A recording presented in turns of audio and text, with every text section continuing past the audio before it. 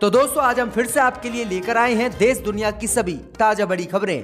फटाफट एक एक कर विस्तार से आज आपको बताएंगे, तो वीडियो को अंत तक जरूर देखें। दोस्तों वीडियो बनाने में हमें काफी मेहनत लगी है, तो वीडियो को लाइक कर दें। जी दोस्तों, पहली खबर में आपको बताएंगे कि ममता बनर्जी ने भाजपा को हराने के लिए बंगाल में कांग्रेस से मांगी मदद। कहा विपक्ष के नेता बीजेपी के खिलाफ हो एकजुट और हराएं भाजपा को। जी दोस्तों, ममता बनर्जी ने ये बड़ी मदद मांगी है।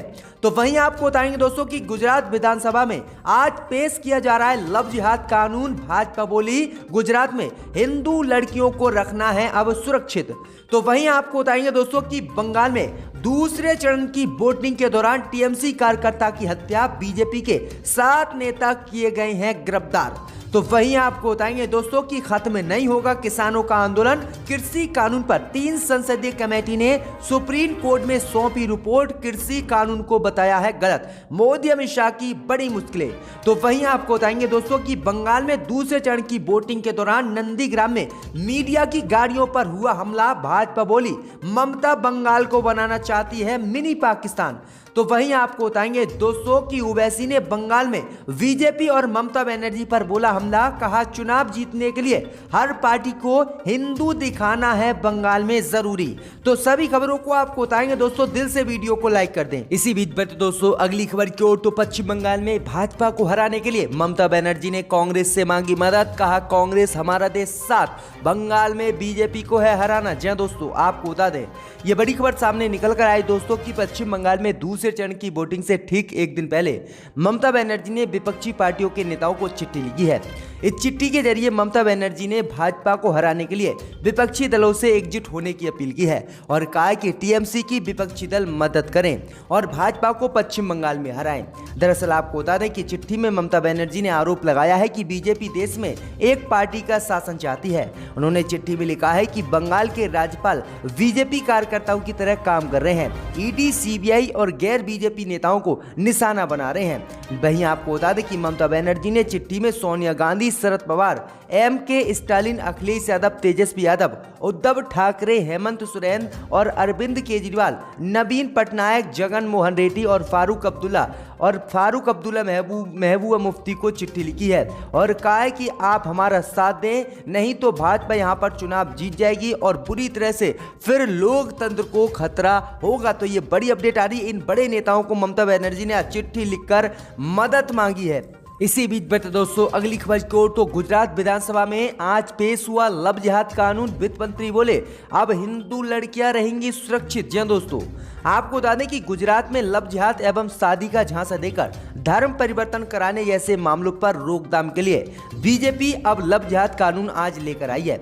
इसके लिए राज्य की भाजपा सरकार ने विधानसभा में एक पुराने कानून में बदलाव संबंधित बिल लेकर पेश किया है, जिसके बारे में गुजरात के गृह मंत्री प्रदीप सिंह जडेजा ने मीडिया को जानकारी दी है। उन्होंने कहा है कि हमने Gujarat freedom of religion act 2003 में संशोधन किया है। उस बिल को विधानसभा में आज पेश कर दिया गया है और इस नए बिल के अनुसार जो भी मुसलमान लड़के हिंदू लड़की का धर्म परिवर्तन कराएंगे उन्हें जेल में डाला जाएगा और उन्हें किसी भी कीमत पर नहीं छोड़ा जाएगा। उन्होंने कहा है कि नकली नाम बताकर और पैसों का झांसा देकर गुजरात में मुस्लिम लड़के हिंदू लड़कियों से दोस्ती करते हैं, उसके बाद में शादी कर लेते हैं और फिर उन्हें प्रताड़ित करते हैं, इसलिए अब इन सभी को जेल में डाला जाएगा। वहीं आपको बता दें कि इसमें 3 से 5 साल की सजा का जुर्माने का भी प्रावधान जो है भाजपा सरकार ने इस कानून में दिया है। तो ये बड़ी अपडेट आई दोस्तों। उत्तर प्रदेश के बाद गुजरात में भी आज विधानसभा में ये बिल पेश हो गया है। इसी बीच बढ़ते दोस्तों अगली खबर की ओर। तो पश्चिम बंगाल में वोटिंग के दौरान मीडिया की गाड़ियों पर हमला, 170 मीडिया कर्मी बुरी तरह से घायल। जी दोस्तों, आपको बता दें ये बड़ी खबर सामने निकल कर आई दोस्तों कि पश्चिम बंगाल में आज दूसरे चरण के लिए वोटिंग हो रही है और वोटिंग के दौरान ही नंदीग्राम में मीडिया कर्मियों की गाड़ियों पर हमला हुआ है। दरअसल आपको बता दें कि नंदीग्राम के कमालपुर में बूथ संख्या 170 के पास मीडिया कर्मियों की गाड़ियों पर हमला किया गया है। इस हमले पर बीजेपी नेता शुभेंदु अधिकारी ने कहा कि ये पाकिस्तान का काम है, जय बांग्ला बांग्लादेश का नारा है। उस बूथ पर मुस्लिम समुदाय की संख्या सबसे ज्यादा है। इस पर जो है भाजपा नेता ने कहा है कि मुसलमानों की संख्या यहाँ पर सबसे ज्यादा है, इसलिए यहाँ पर मीडिया पर हमला किया गया है, क्योंकि भाजपा को यहाँ पर कोई भी लोग वोट नहीं देते हैं। तो ये बड़ी अपडेट आई दोस्तों कि वोटिंग के दौरान किस तरह से मीडिया कर्मी भी पिट रहे हैं और भाजपा कार्यकर्ता भी बंगाल में बुरी तरह से पिट रहे हैं और ममता बनर्जी की सरकार बंगाल में बन रही है।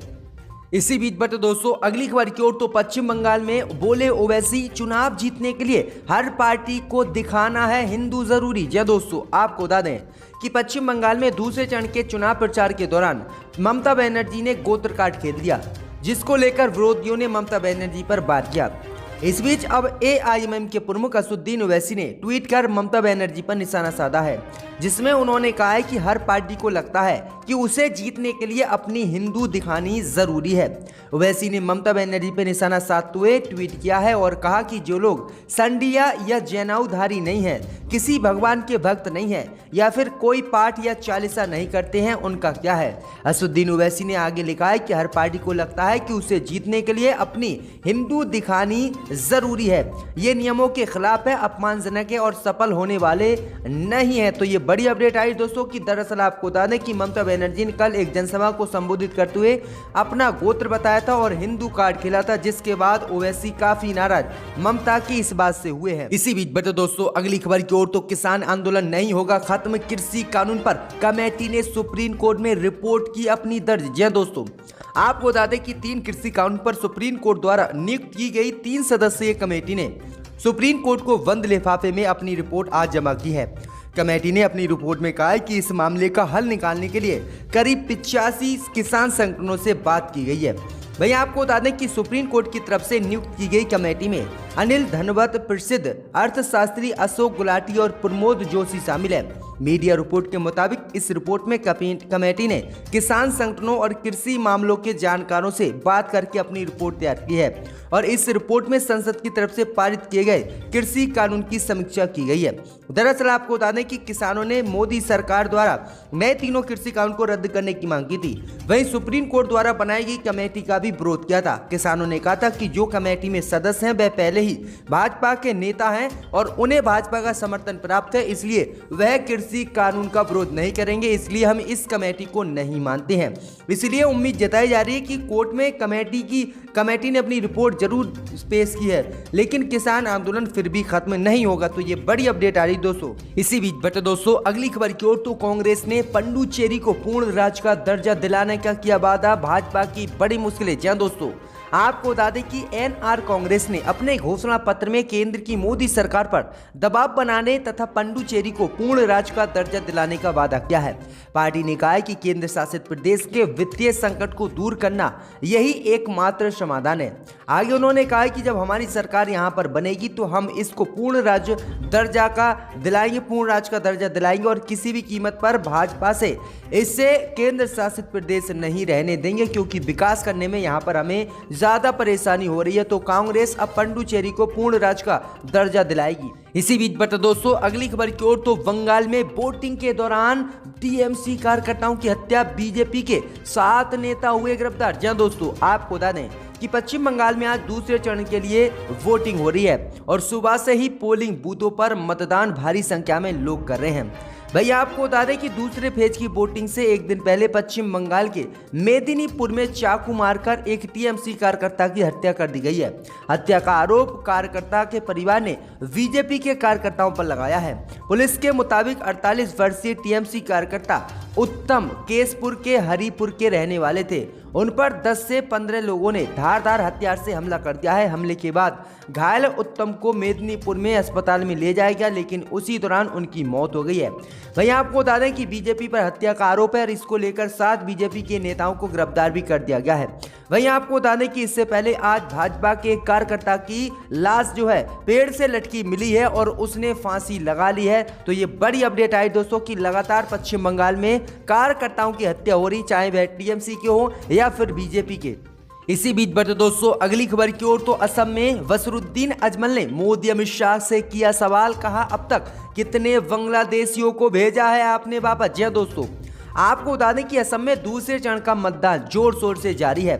दूसरे चरण के तहत 39 सीटों पर मतदान हो रहा है। इसी दौरान all India United democratic front के अध्यक्ष बसरुद्दीन अजमल ने होजोई में बूथ नंबर 21 में अपना वोट डाला। वोट डालने के बाद उन्होंने घुसपैठियों को लेकर प्रधानमंत्री मोदी और गृह मंत्री अमित शाह से सवाल किया है। अजमल ने कहा है कि प्रधानमंत्री मोदी और अमित शाह ने कहा है कि वे बांग्लादेशी घुसपैठियों को वापस भेजेंगे। मैं उनसे पूछना चाहता हूं कि अब तक कितने बांग्लादेशियों को प्रधानमंत्री मोदी और अमित शाह ने वापस भेजा है। मैं उन्हें ये बताने की चुनौती देता हूं कि पिछले 5 साल में किन 100 बांग्लादेशियों को वापस भेजा गया है। तो ये बड़ी अपडेट आ रही, बड़ा सवाल कर दिया, जिसके बाद भाजपा और अमित शाह की मुश्किलें बढ़ गई हैं। इसी बीच बता दोस्तों अगली खबर की ओर, तो 100 करोड़ की वसूली मामले पर पूर्व कमिश्नर परमबीर सिंह को हाईकोर्ट ने लगाई फटकार, कहा आप कानून से ऊपर नहीं हो सकते। जी हां दोस्तों, आपको बता दें कि मुंबई के पूर्व पुलिस कमिश्नर परमबीर सिंह को आज मुंबई हाई कोर्ट की मुश्किलों का सामना करना पड़ा।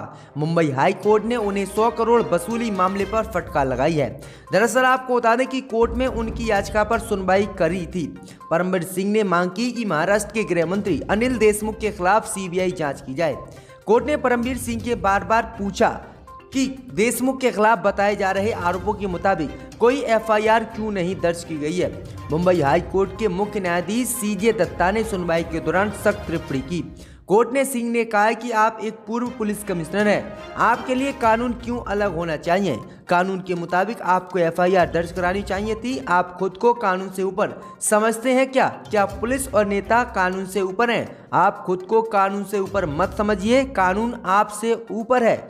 दरअसल आपको बता दें कि परमबीर सिंह को हाल ही में मुंबई पुलिस कमिश्नर के पद से हटा दिया गया था। महाराष्ट्र के मुख्यमंत्री उद्धव ठाकरे को लिखे एक पत्र में सिंह ने आरोप लगाया कि अनिल देशमुख ने गिरफ्तारी पुलिस अधिकारी सचिन वाजे को बार और रेस्टोरेंट से 100 करोड़ रुपए वसूली करने का आदेश दिया था। तो ये बड़ी अपडेट आ रही है।